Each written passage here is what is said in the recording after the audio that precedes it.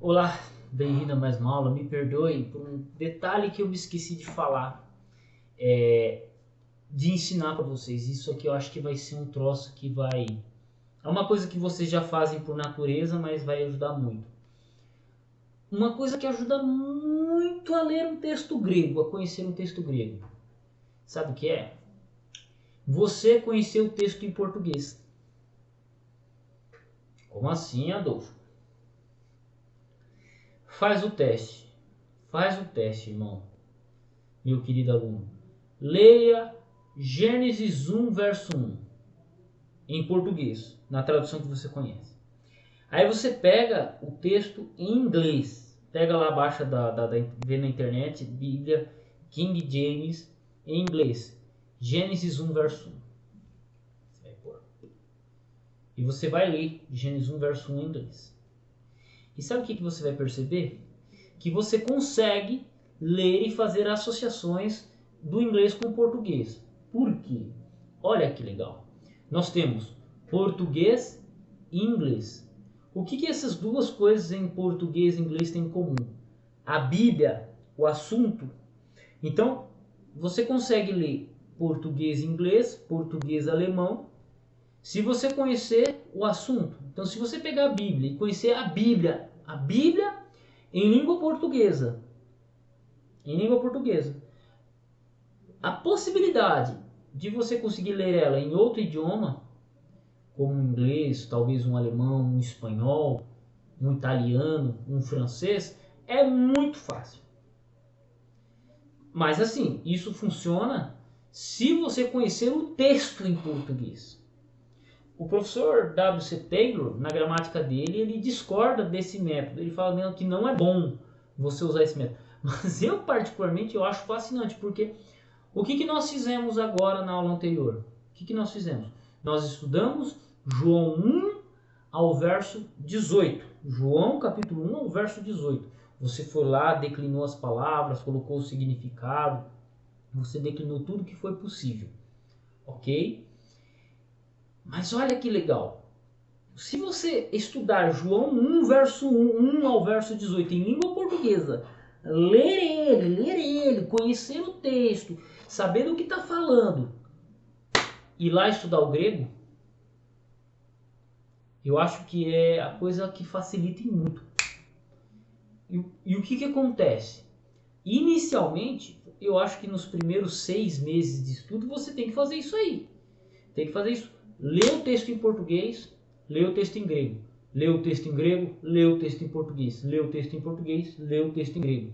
E aí, mano, você vai começar a fazer conexões entre o texto português com o texto grego.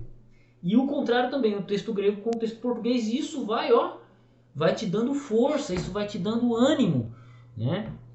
Isso vai te dando ânimo. Então é um método que eu acho que você pode utilizar nos seus 6 primeiros meses. Por quê? Vai chegar no momento em que você vai conhecer o texto, você vai preferir olhar para o texto grego para tirar a sua conclusão, porque você já tem experiência, você já tem vocabulário, você já tem intimidade com o texto suficiente para não olhar no português. Entendeu? Eu vou contar aqui uma história muito engraçada. Aconteceu comigo num grupo de WhatsApp. Eu estava num grupo de debate de testemunho de Jeová e tal. E um dia um testemunho de Jeová chegou e falou assim: Adolfo, olha João, versículo tal, falando que um dos discípulos era um diabo. E eu cheguei e falei, mano, eu vi aqui que tem um artigo ex aqui, ó, mas esse artigo ex está aqui, papapá. E eu conversando com o testemunho de Jeová, o testemunho de Jeová perguntou: Adolfo, que tradução você está usando? Eu falei: nenhuma, eu estou usando o texto grego aqui. Ele falou: não, olha na tradução que você gosta bastante, que é o Almeida Corrigida Fiel. Aí eu olhei e falei: opa, a tradução aqui ela usou o artigo indefinido 1, ela adicionou o artigo indefinido 1. Lá, nem lembro o texto mais, mas eu lembro muito bem dessa cena. Era um dos discípulos, você é um diabo, falando que um dos discípulos era um diabo, um inimigo. E eu olhei e falei para ele: não, velho, que você está falando comigo de tradução, só que eu estou conversando com você e eu estou usando o texto grego. Você pediu para mim olhar nesse versículo bíblico, eu olhei no texto grego e lá não tem o artigo. Lá não tem o artigo. Então o que interessa para mim é que lá não tem o artigo. Agora, como você olha para uma tradução bíblica, foda-se. Então é muito engraçado. Então vai chegar no momento que você vai fazer isso, irmão. Você vai olhar para o texto, você vai dar preferência de olhar para o texto grego. Só que agora, nesse exato momento, se você só focar no texto grego, nas suas leituras, você vai apanhar demais. Talvez seja bom, talvez não. Tem pessoas que têm ânimos diferentes. Mas uma bela maneira de estudar é dessa forma. Lê o texto em português, lê o texto em grego. Lê o texto em português, lê o texto em grego. Você está estudando grego? Lê o texto em grego. Depois olha em português. Não tem problema nenhum. Professor, eu gosto de olhar em 500 traduções. Esquece isso. Olha na tradução que você usa. Talvez você pode pegar uma tradução com um estilo diferente. Por exemplo, se eu fosse fazer isso, eu faria com texto grego, Almeida Corrigida Fiel e Bíblia de Jerusalém. É uma preferência minha. Talvez você poderia escolher uma outra tradução, tipo Almeida Atualizada e NVI, né? Ou uma revista corrigida e uma NVI. Cada um vai preferir sua tradução. Ah, eu gosto da Almeida Atualizada e NTLH.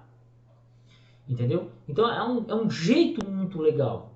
Né? Assim como o interlinear ele é uma muleta para você, esse jeito de estudar ele facilita muito.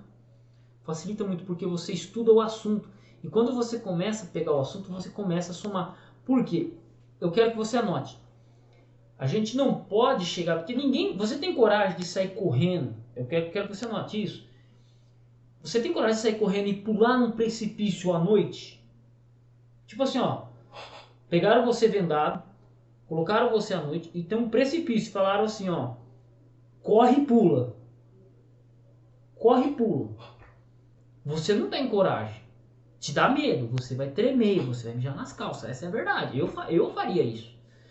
Agora, pegam, te levam para o mesmo precipício durante o dia e você vai ver que tem uma corda, não é só uma corda, mas tem tipo uma rede, 10 redes de proteção para você fazer isso.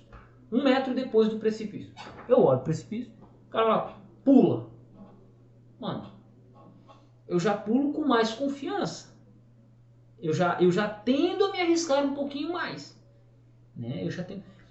É isso. Você não tem coragem. A partir ninguém tem coragem de pular no desconhecido do nada. E a mesma coisa é o grego. O grego é uma coisa desconhecida para você. Então o que você tem que fazer? Partir do que você conhece para aquilo que você não conhece. Mas o que acontece? Você tem a língua grega e você tem a tradução em português. Mas você tem uma coisa em comum nessas duas línguas. O assunto, o texto falado, o assunto abordado.